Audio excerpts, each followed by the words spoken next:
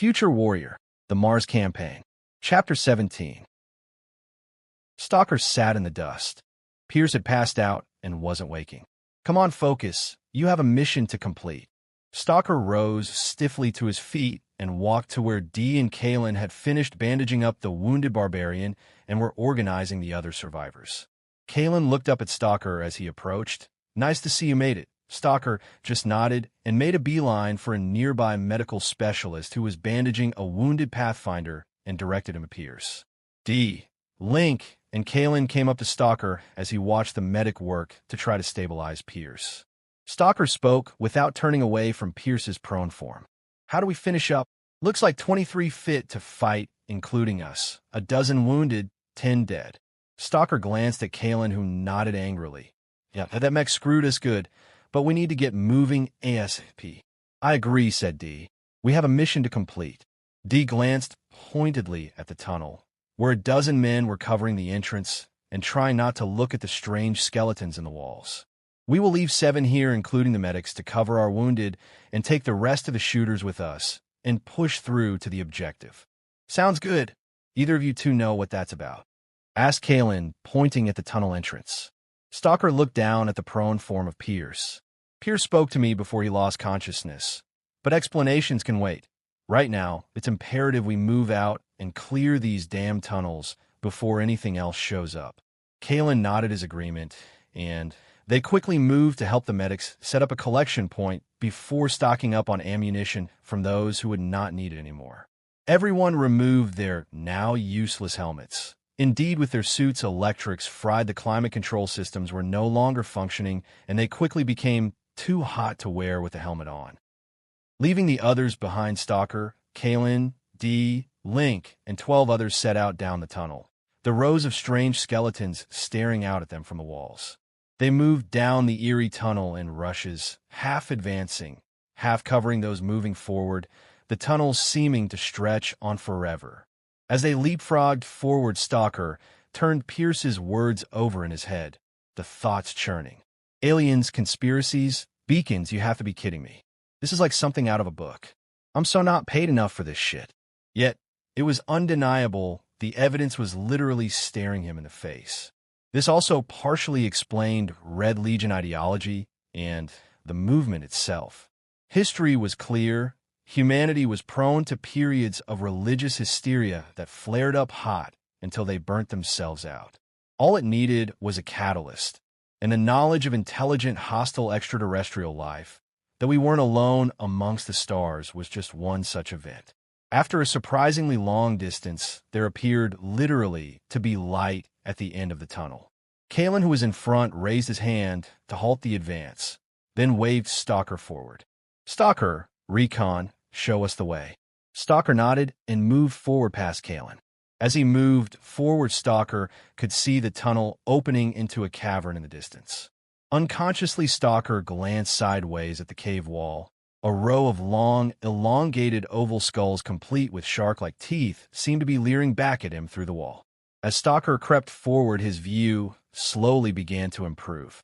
It was soon evident that the cavern was huge. Its walls were rippled like the tunnel, and spread around the cavernous space were large pieces of equipment that Stalker didn't recognize. This place gives me the creeps, Stalker thought as he approached the tunnel's opening. With his rifle tight to his shoulder, Stalker gently eased around the corner, having to expose his head, as without the suit's HUD, there was no rifle camera.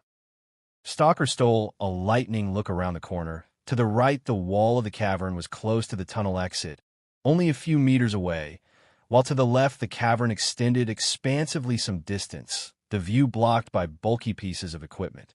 There were no immediate signs of any Reds, but Stalker knew they must be out there. With one final check, Stalker decided to go while the going was good, and with a hand movement to the others, he signaled move up. Stalker moved forward out of the tunnel as the others moved up to the exit, his ASBR-103 leading the way. The cavern was like another planet.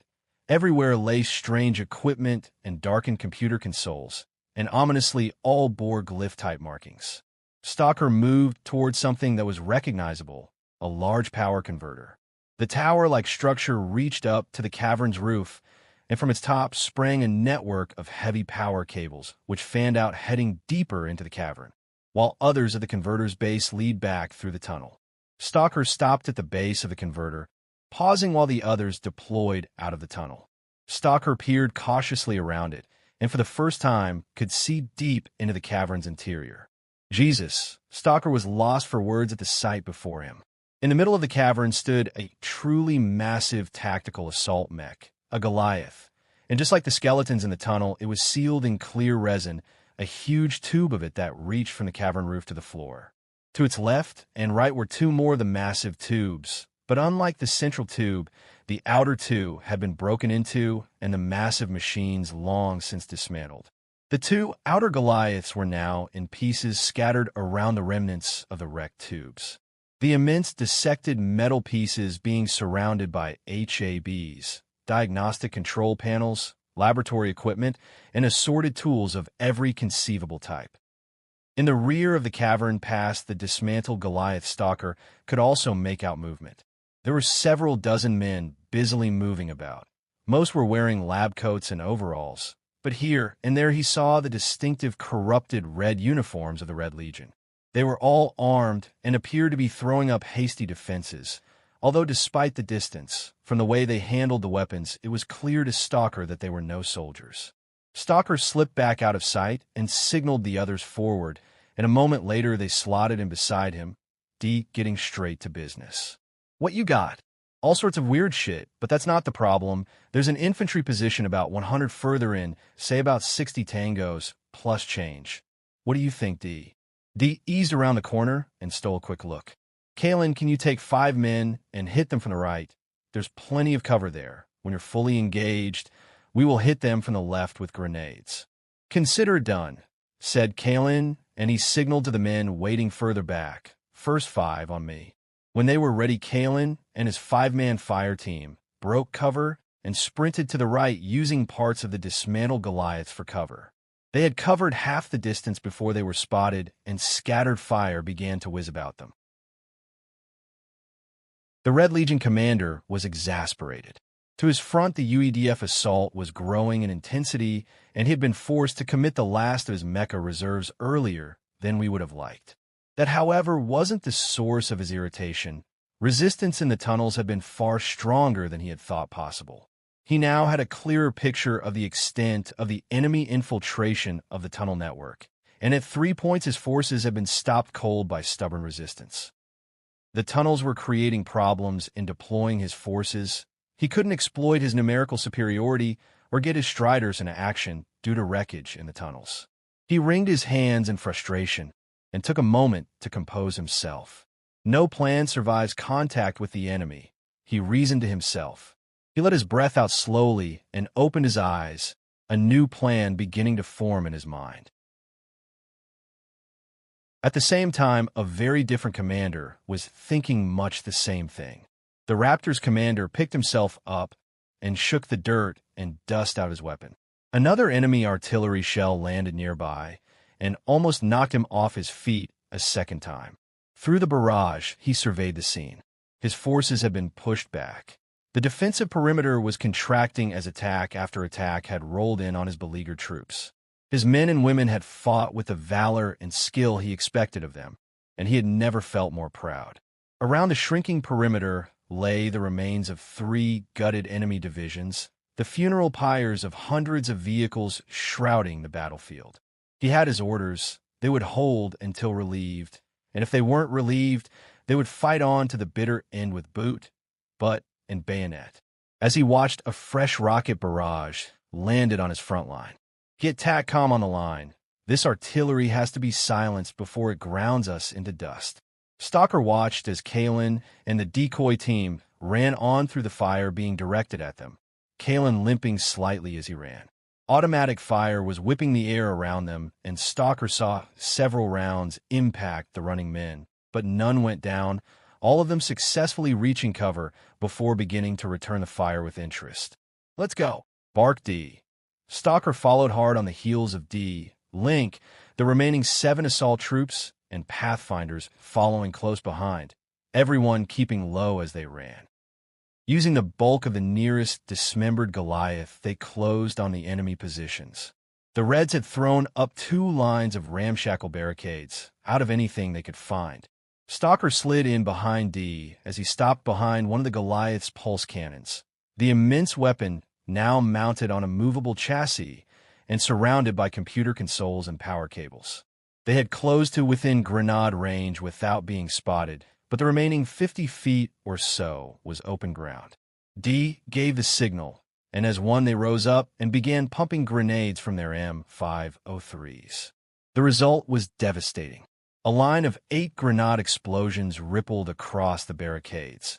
This was followed a moment later by a second volley. Link and Trip, not having M503s, added the fire of their eliminator rifles. Even without their advanced helmet sights, the snipers used their backup, clip-on, old-style, non-electric optical scopes to lethal effect. With 16 grenades fired and the snipers and Kalen's team providing cover fire, Stalker, D, and the assault team leaped from cover and charged, pouring out blue impulse fire as they ran. Stalker was fastest and reached the front barricade first, entering through a hole where a grenade had blown a gap between 2 heavy steel benches. Stepping through, Stalker saw a writhing Red with a gaping hole in his stomach, his blood staining his white lab coat. Without pausing, Stalker squeezed off a quick double tap and moved on. From behind the second barricade rose a line of Reds, and as one they hurled themselves at their attackers, yelling wildly as they came. Stalker squeezed the trigger on his ASBR 103, go to full automatic fire, and emptying the remains of his magazine into the wave of attackers. But it wasn't enough, and like 2 immovable objects, the wave of Reds crashed into the thin line of the remnants of Echo Team. A man in blue overalls ran at Stalker. He was armed only with a pistol and was shooting wildly. A couple of rounds impacted on Stalker's chest, but even at point-blank range, the rounds couldn't penetrate the EEA suit's tough skin. Stalker brought the butt of his rifle up and smashed the charging man aside, the man clutching at the gun as he fell. Stalker let the empty rifle go and drew his pistol and sword, the blade coming crisply out of a new back-mounted midnight black scabbard that had been made for him at the base armory, in addition to his uniform that had caused much interest during the training for the mission. His fist spikes, however, did not deploy due to the suit's destroyed electrics. Stalker managed to draw the long ceramic sword just in time to bring it across the scarred face of a man who was scrambling over the barricade and trying to stab him with an IW-30S bayonet. The Red screamed and fell backwards, blood spraying from a deep gash across his face. Stalker took a step back, brought up his pistol, and fell into the classic pistol shooter's Weaver stance, slightly modified with one hand resting on the other, the sword's blade pointing forwards like a spear. The world around him turned into a blur as he fired in double taps from his Z8A pistol at near point-blank range. One of the depleted defenders hurriedly threw a grenade, but it went high and detonated with a crump behind the men of Echo Team, a piece of shrapnel becoming embedded in the back of Stalker's EEA suit. With trained reflexes, Stalker brought his pistol to bear and squeezed off 2 quick shots, sending the Red who had thrown the grenade sprawling with 2 chest hits, the body going into spasms on the rippled floor. Another Red popping up from cover fired a burst from AP-240 SMG and cut down a Pathfinder to Stalker's right. Stalker swung around to get a bead on the man, but at that moment, a supersonic projectile passed within inches of Stalker's head. It struck the Red in the shoulder with such force that it tore the man's arm off, the submachine gun still firing as it fell, gripped by the now severed hand. Backed by the dismembered Goliath's Link, dropped the empty magazine out of his eliminator and slapped in a new one before looking for his next target. It wasn't needed, however. Despite its ferocity, the fight was over. The trained discipline, skill, and firepower of Echo Team, proving too much for the makeshift defenses and the untrained defenders. Stalker looked around for more threats, but found none, before quickly scooping up his ASBR and smoothly reloading it. Kalen and his team moved up to the ruined barricade. They had suffered one killed by a chance round to the head, and almost all of them were slightly injured in some way. Looking around him, Stalker saw that amazingly everyone in the assault team had made it, although the Pathfinder who caught the burst of SMG fire was bleeding. but he would be okay, his armor having taken the worst of the impacts. Stalker looked to the rear of the cavern behind the barricades. There was a large pyramid-shaped structure with 3 sides. The strange monolith reached high to the cavern roof, joining it, and plastered all over its sides were the now all too familiar glyphs. Around its base, the panels had been taken apart, and masses of wiring was exposed and connected to portable power packs and diagnostic computers. Stalker began to move towards it, but was interrupted by gurgling laughter. Stalker turned towards the sound. A wounded man laying nearby was looking at him, laughing in blood-choked hacks. They all moved around him, drawn to the sound. The man was wearing blood-soaked overalls which had on them stenciled writing that read, "Electronics Engineer." Dee walked up and put his foot on the man's chest, eliciting a cry of pain. "Something funny laughing, boy." Between clenched teeth, the man laughed again, a sickening, gurgling sound, and spoke through bloody teeth. "You are too late." Stalker turned and emptied the entire magazine from his rifle into the power packs. The armor-piercing 12mm rounds easily piercing and shattering the portable power units, the distinctive humming sound they made being cut short. The assault troops were slightly confused, but the few Pathfinders wore shocked expressions on their faces. Stalker didn't have time to explain. "Kalen, throw me a C6 charge." Catching the charge, Stalker walked over and set it on the pyramid-shaped structure and turned its dial to half power, not wanting to bring down the entire cavern. The bleeding red shouted after him, "You're too late. You can't stop destiny. Humanity's true path will be revealed." Stalker walked back past without stopping. Someone put a bullet in that piece of shit. A shot rang out, and one of the Pathfinders holstered his pistol and set off after Stalker. Moving to clear the blast zone, the others followed his example, leaving the Red's crumpled form behind them. The Pathfinder caught up to Stalker and fell in alongside him.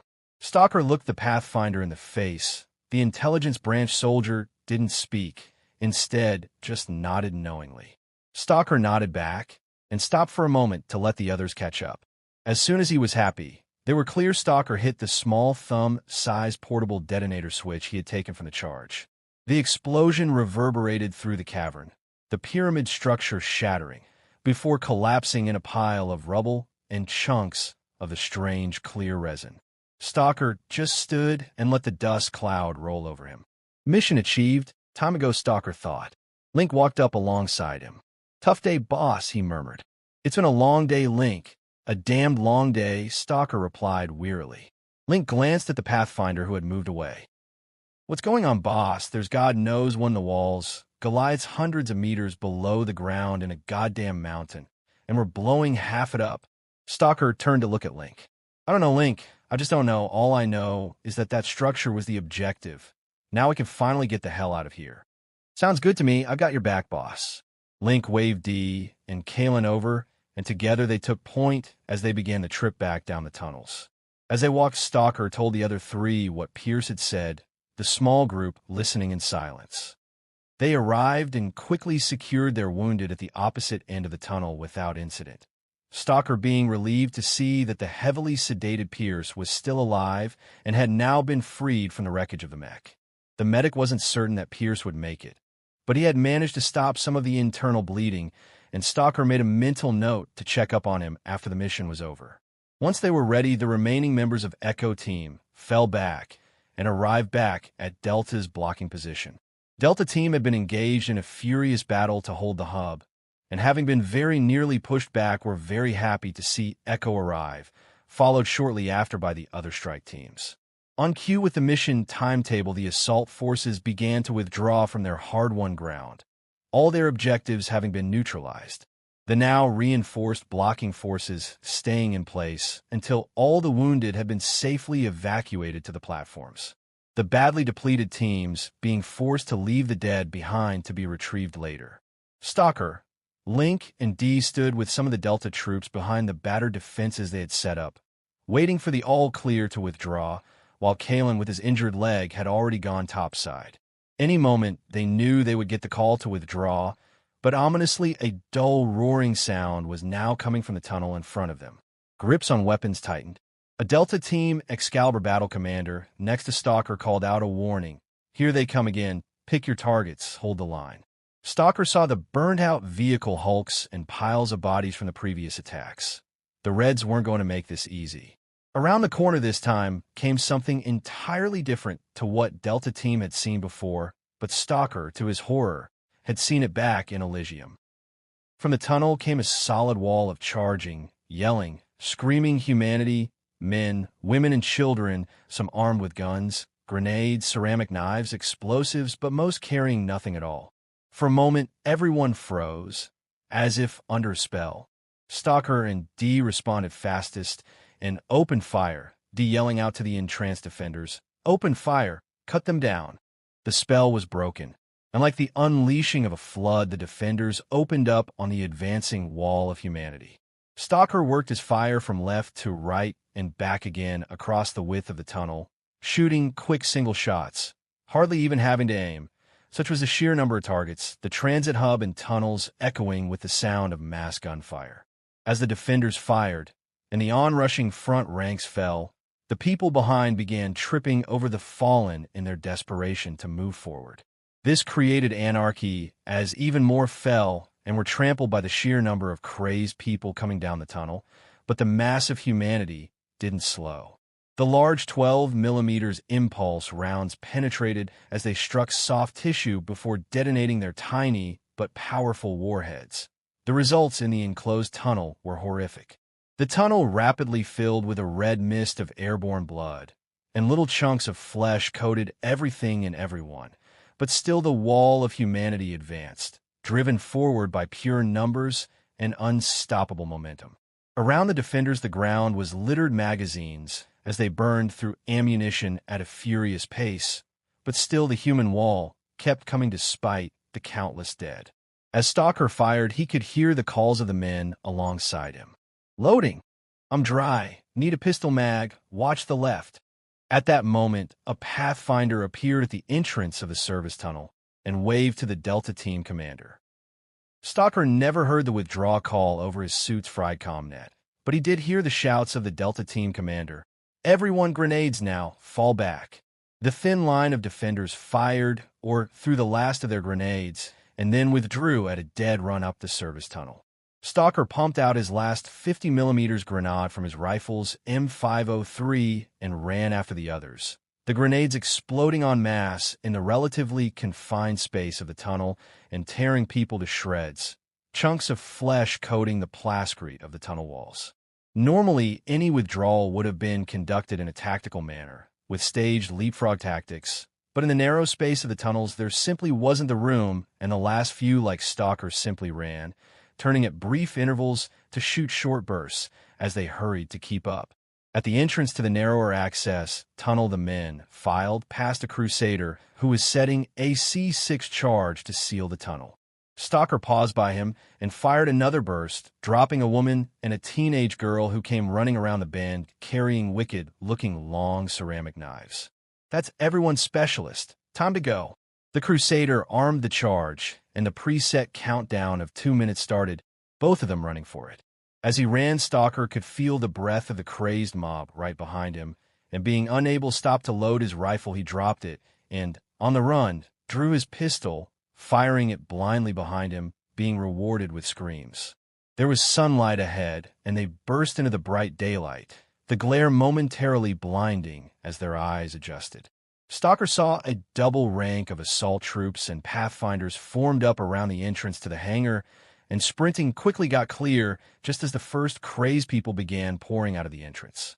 As one, the double ranks opened fire, cutting the people down like grass, the bodies piling up 3 and 4 deep around the entrance. In the tunnel, the C6 charge detonated, the device being set to full yield, and in a fraction of a second the power of the explosion, further enhanced by the confined space of the tunnel, shattered the reinforced plascrete walls and fractured the surrounding rock, collapsing the tunnel and burying the mass of humanity within it. The concussion wave from the explosion blasted out of the tunnel into hangar, blowing people out of it like one blows sand out of straw, flailing bodies being projected into the opposite wall of the hangar with meaty thuds. The firing petered out, and the front rank formed a skirmish line and moved forward to clear the bodies, rolling grenades down the tunnel mouth to do the job rather than entering the fragile structure. Stalker caught his breath as they swept the hangar, occasional gunshots ringing out as they finished off any Reds that were still alive. An officer announcing, "Clear, all clear." Stalker watched impassively as a burly-looking Praetorian in battered-looking armor stopped and knelt down beside the body of a young girl.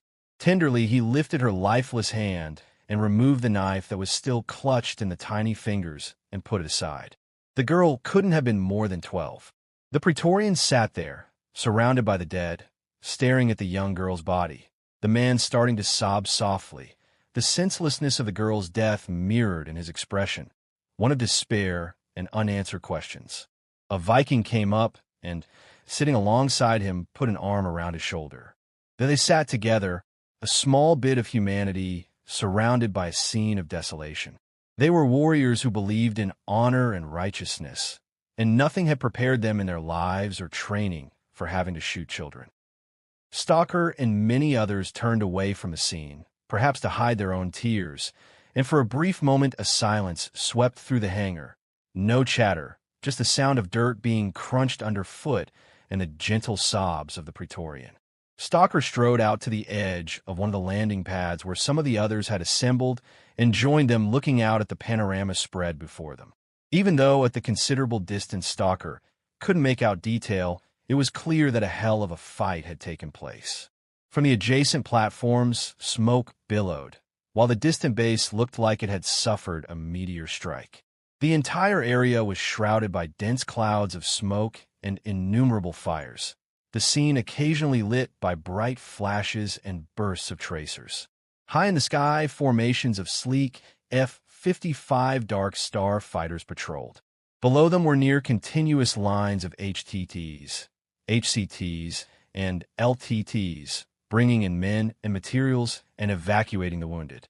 Amongst the lines of transports, prowling attack wings of Predator gunships maneuvered deftly, keenly guarding their charges.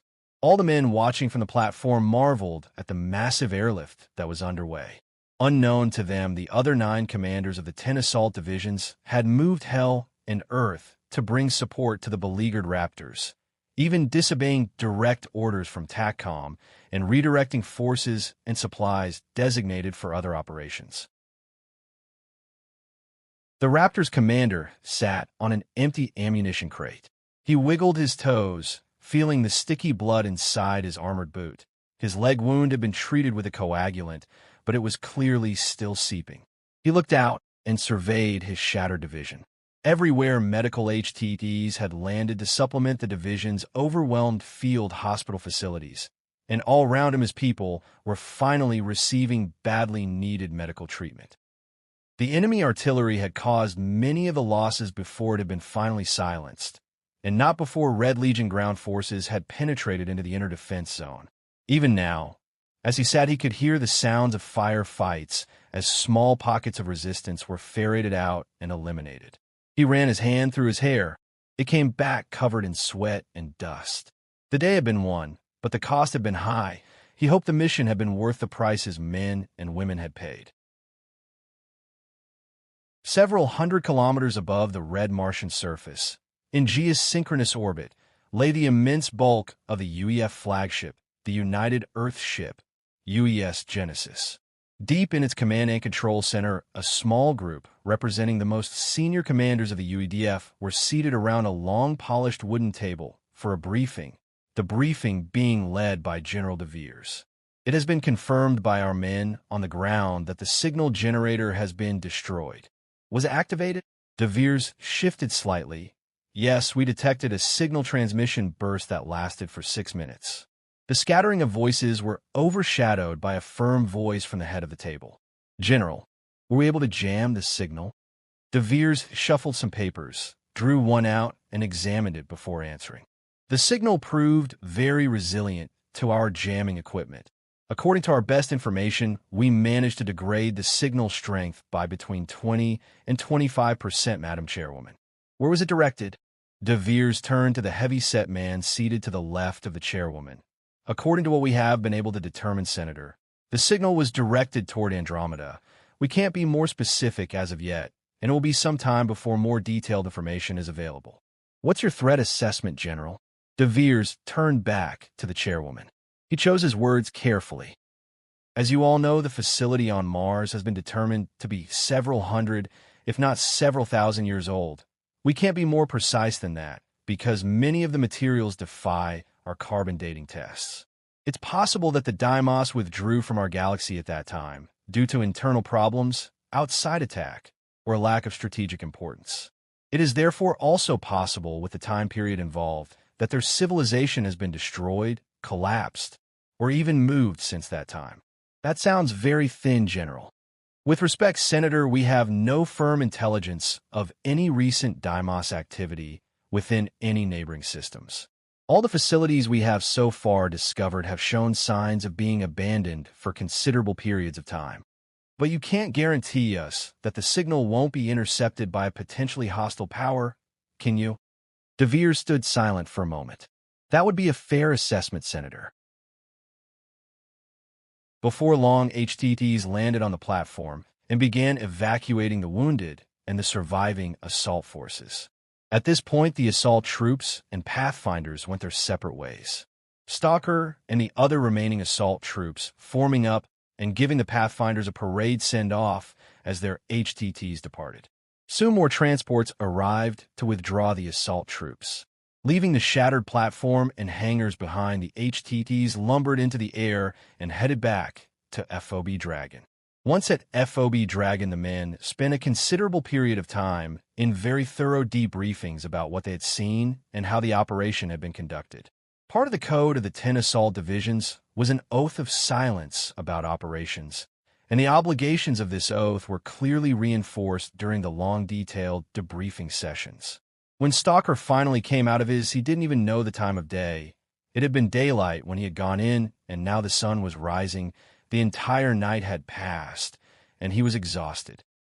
Stalker strolled back into his assigned billet, in this case little more than a bunk bed in a prefab hangar. Acknowledging a few familiar faces as he passed, Stalker moved to his bunk. Next to it in a pile was his thoroughly destroyed EEA suit. I'm glad that's not coming out of my pay, Stalker thought as he viewed the wrecked armor. Stalker stifled a yawn. He was thankful they had allowed him the time to strip out of his armor and shower before the debrief. It meant he didn't have to take the time to do it now, and without a second thought, he collapsed into his bunk and in moments was asleep. Stalker awoke to find new orders waiting for him. Along with Dee and Link, he was finally to rejoin the Terra Nova. Later that very day, they found themselves on a transport headed for the new base of operations of the Terra Nova Division, a forward operations base in Elysium designated FOB Dracula. It took several days of hopping between bases before the three walked down the rear ramp of a cargo HTT on a darkened landing pad at their final destination. Stalker walked down the ramp and, stretching, looked out at the darkened sky. Interestingly, even the base was darkened, only a few small rows of landing lights and small glows being visible. A warning siren suddenly broke the night, and over the siren, Stalker heard a whistling sound. It was instantly recognizable. Incoming. Stalker sprinted the last few feet of the ramp and hit the deck. Moments later, Link and Dee crashed into the dust next to him. The whistle increased in pitch as the shell approached, and then with a ground-shaking impact landed on a neighboring pad, shattering a parked LTT, the night being lit by the explosion. Well, this might not be as boring as I thought. Stalker and Dee looked at Link. Despite of the danger, Stalker laughed and shook his head. I'm glad you're on our side, Link.